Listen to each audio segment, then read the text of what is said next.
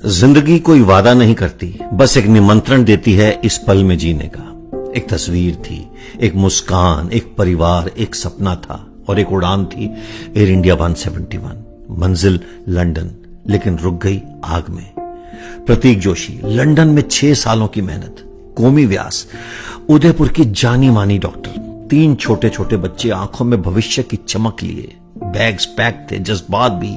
विदाई हो चुकी थी, लंदन में स्वागत की तैयारी थी और फिर सब कुछ राख हो गया। जीवन एक ऐसी योजना नहीं जो एक्सेल शीट से चले, और ना किसी इमिग्रेशन क्लियरेंस का इंतजार करती है और ना किसी टिकट का।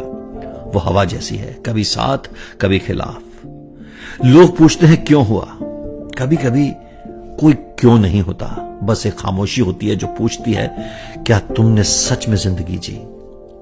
जिंदगी भी जैसे एक जहाज पर सवार है। हम सोचते हैं कल जाएंगे, कल मिलेंगे, कल जिएंगे, पर कौन जानता है कल है भी या नहीं। इसलिए अगर सांस चल रही है तो रुको मत। किसी से प्यार है तो कह दो, कोई ख्वाब है तो पीछा करो। खुश रहो अभी यहीं इसी पल में, क्योंकि जिंदगी की आखिरी फ्लाइट न जाने कब आ जाए, वो बस आ जाती है। जियो जैसे कुछ भी स्थायी नहीं, क्योंकि वास्तव में कुछ स्थायी है नहीं, सिर्फ परमेश्वर स्थायी है। मार्ग, सत्य और जीवन वही है। जिंदगी कोई वादा नहीं करती, बस एक निमंत्रण देती है इस पल में जीने का।